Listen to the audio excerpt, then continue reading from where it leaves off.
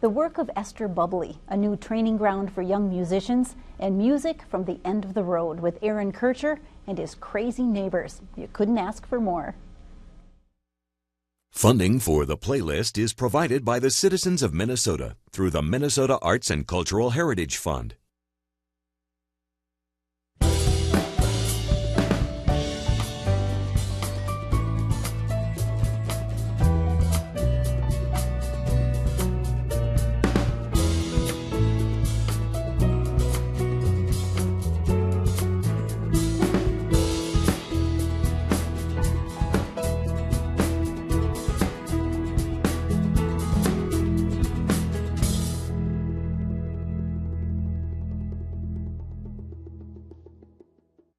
On a Minnesota summer night, some neighbors got together in Ely, and the rest is history. Please welcome Aaron Kircher and his crazy neighbors to the playlist.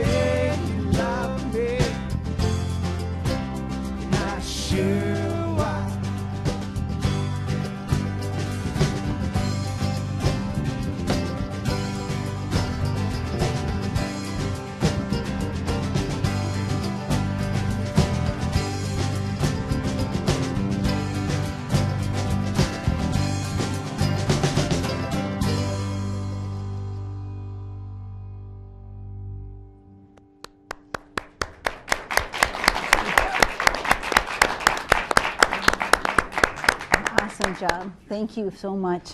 We'll hear more music in just a minute and get the backstory on the crazy neighbors later in the show. But you know what? The Music Resource Center is all about channeling the power of music and music making for teens. A pilot project is up and running in Duluth, and Crystal Pelkey is here to fill us in. You are the force behind the Music Center, Crystal. Several people actually have come together to make this pilot project work, but I'm very excited to say that it is up and running in Duluth at Sacred Heart Music Center. It's been about 3 years in the making now that we've been working on this project. So what is it all about? What are they doing? You know what? It's an opportunity for kids to get together after school and learn every aspect of the music industry, from performance to learning an instrument, audio engineering, songwriting. And they're doing it in a setting with some really great mentors and professionals in the music industry. And so it's a really exciting project to be involved in. Well, we got a chance to go and see one of the Monday sessions this past week, and you can tell from what the kids had to say, they're really excited about it. So take a look.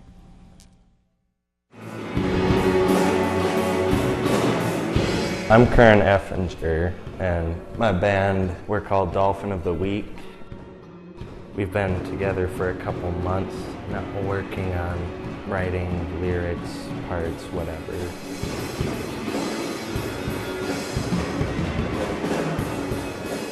Alan Sparhawk from Low stopped by and gave us some tips on vocals, which was helpful, and some stage setup, and that was really cool. And it's been a really great experience having everybody here.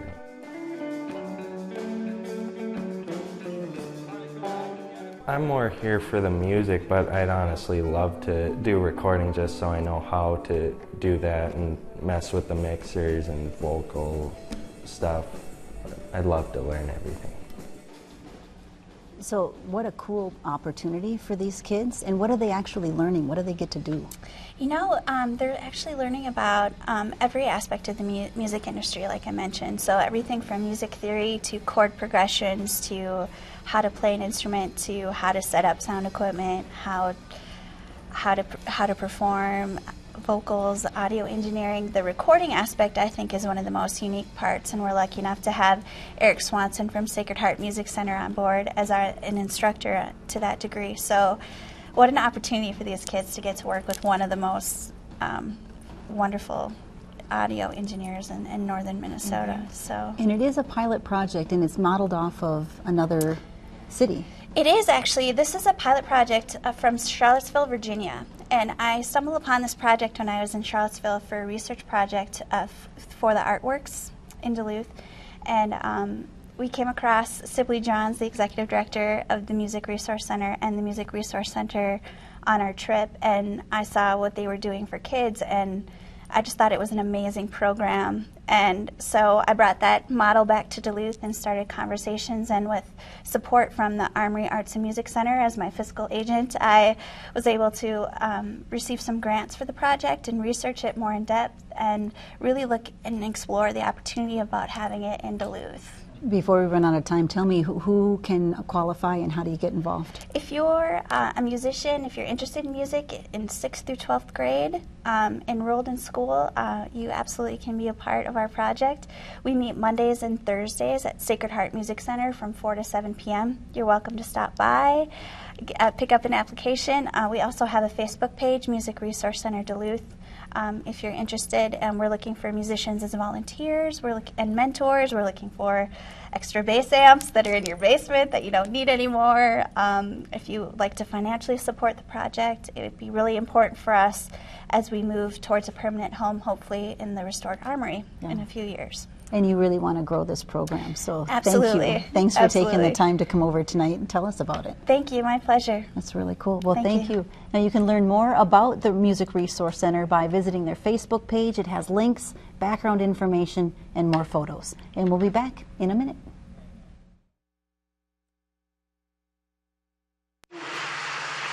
The idea of it is, what if a grand old theater had fallen on hard times and didn't have very many actors left and didn't have much properties or furniture or even costumes left, and needed to do Alfred Hitchcock's The 39 Steps, which is a film, and there were only 4 of them.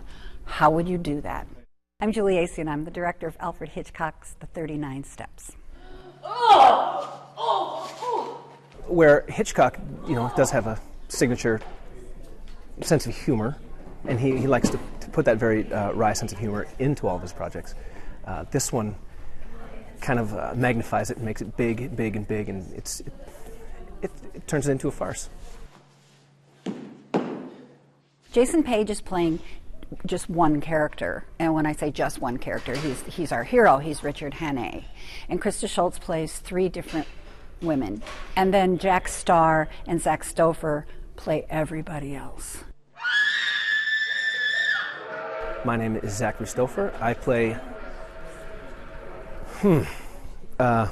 Policeman 1, Heavy 2, Clown 1, Crofter.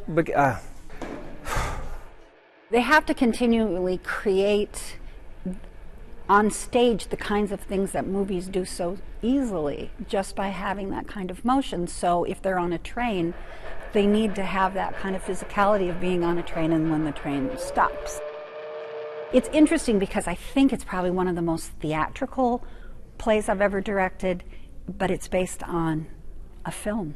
It's really for anybody. I mean, it really is. Little kids, I think, will really enjoy it because it moves very fast. It's very physical. Certainly for Hitchcock fans, it's a really fresh take on something. It's very ingenious and inventive. It's a really great script to work with. We open on June 2nd, and we run until the 12th.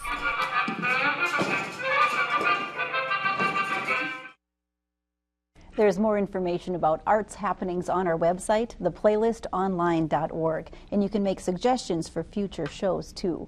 Now, our studio artwork comes from Sievertson's Gallery this week. It features oils from Chisholm native Alberta Morana. Her work often captures the landscape of the North, and it's on display at the Sievertson's Gallery here in Duluth. Now, the Duluth Art Institute has a collection of powerful photographs taken by Superior native Esther Bubley. Her work captures the golden age of America in vintage prints. Curator Ann Dugan shares the exhibit in this week's Art Profile.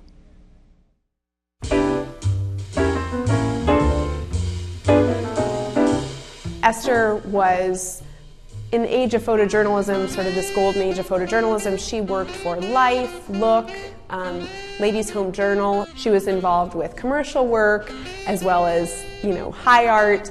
So she was a working woman, and what this show is great at doing is showing that range. I'm Ann Dugan. I'm the curator at the Duluth Art Institute, and we're standing in the first retrospective of Esther Bubley's work back home in her hometown, the Twin Ports. We start with her first assignment at the Office of War Information, the bus story.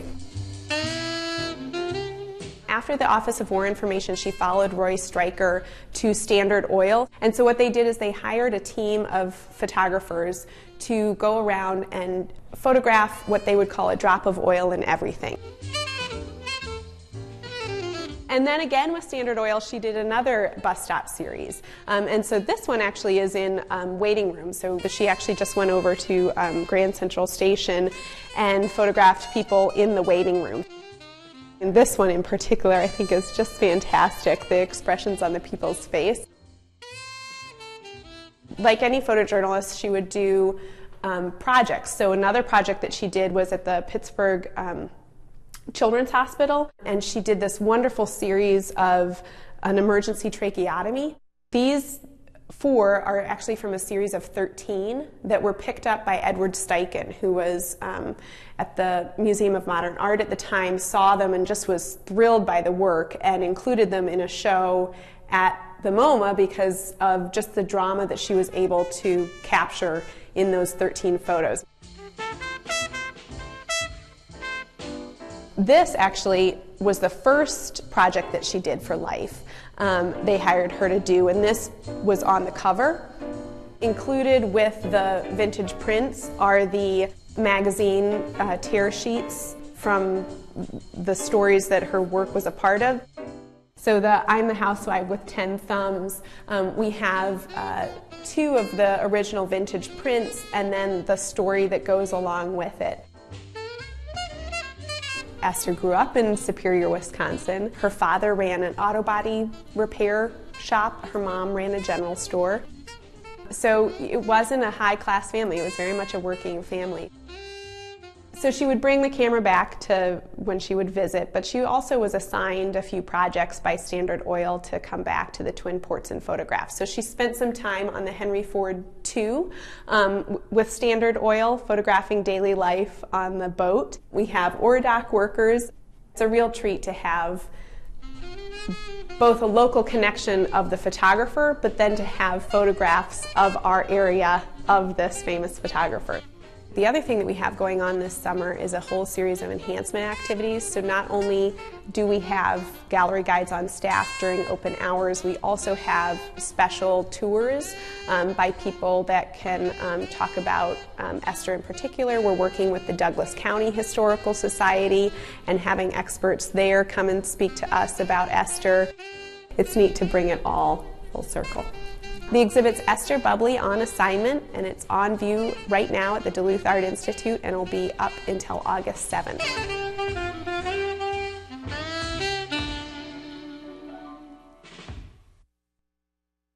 Along with Esther Bubbly's photographs, the Art Institute has an accompanying exhibit on local women in advertising. Mad Women runs concurrently, and there's a gallery talk next Thursday on the relationship between art and advertising. Now please welcome back Aaron Kircher and his crazy neighbors.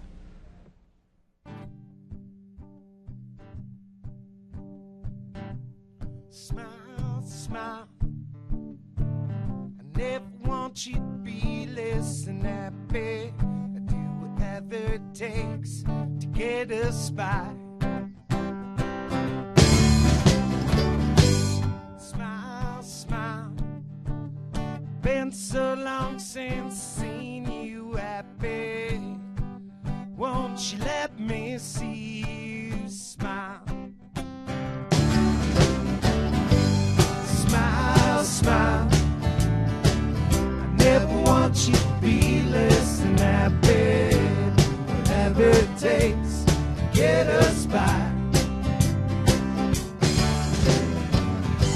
Smile, smile. Been so long since seen you happy. Won't you let me see you smile? I know what you're thinking, 'cause I seen your point of view. This perfect. That's your reason, but what I'm saying, you know it's true. Smile, smile. I never want you to be less than happy. Do whatever it takes to get us by. Smile, smile. Been so long since seen you happy. Won't you let me see you smile? Try to tell me that it's nothing. Sometimes I get sidetracked. Yeah, I believe you, and that's always perfect. That's your reason, but what I'm saying, come on, smiley, let the light shine through. Smile, smile. I never want you to be less than happy. Do whatever it takes to get us by. Smile, smile. Been so long since seen you happy. Won't you let me see you smile? Smile, smile. I never want you to be less than happy. Do whatever it takes to get us by. Smile, smile. Been so long since seen you happy. Won't you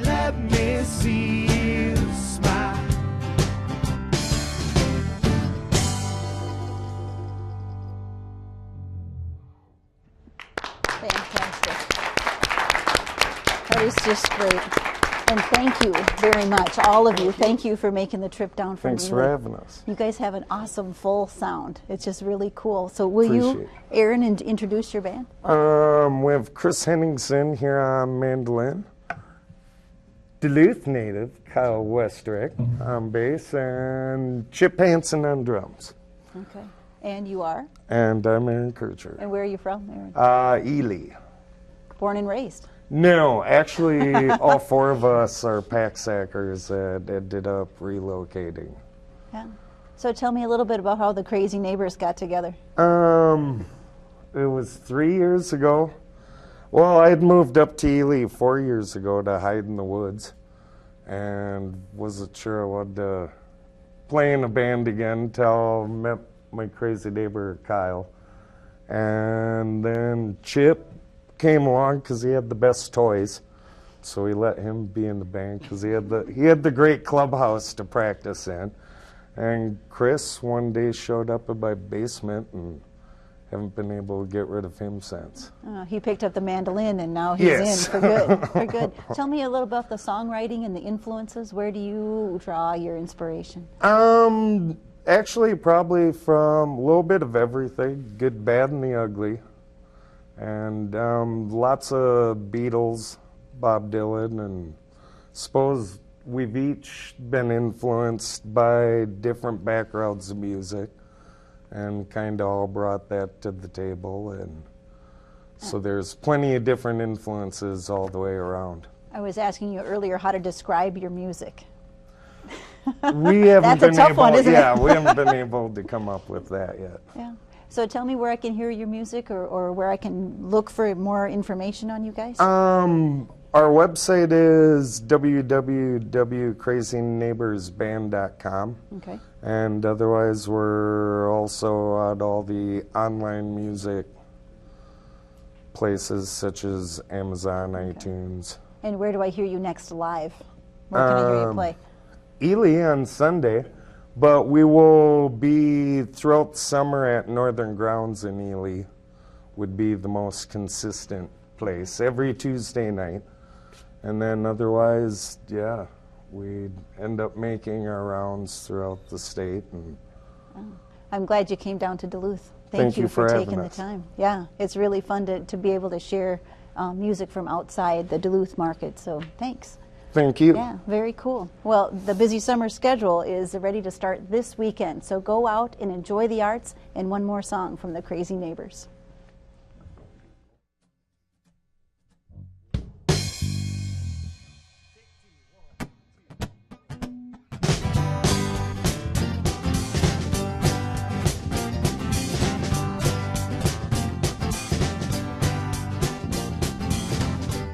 Is there really any wonder that there's nothing left at all? Is there really any wonder when the writing's on the wall? See, I got even up there. It got big as world got small. Is there really any wonder how you stop this free fall? Try to dress that fleeting thought, peace of mind. Seemed like a few before when I met your kind. All since elementary was, I don't mind. Start from the top again, cover it one more time.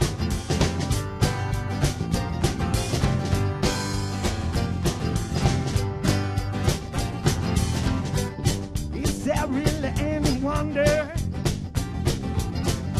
that she lost what she can do yet? Is there really any wonder why you wallow in your shame?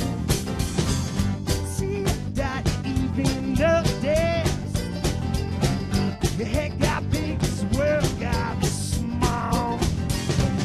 Is there really any wonder how you started this free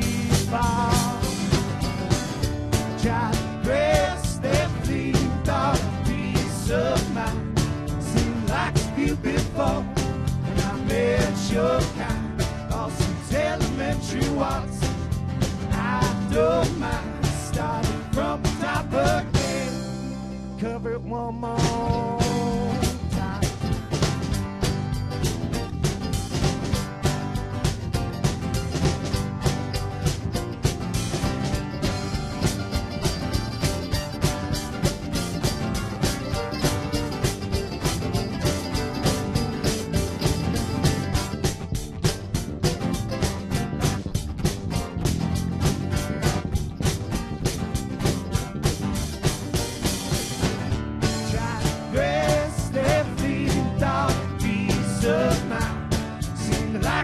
Before when I met your kind, all seems elementary was.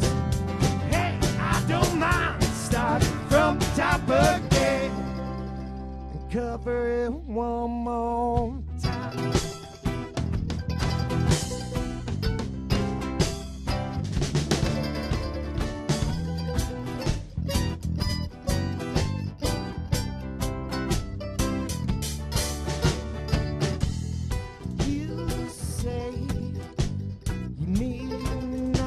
Chance, but it's high time, dictated by circumstance.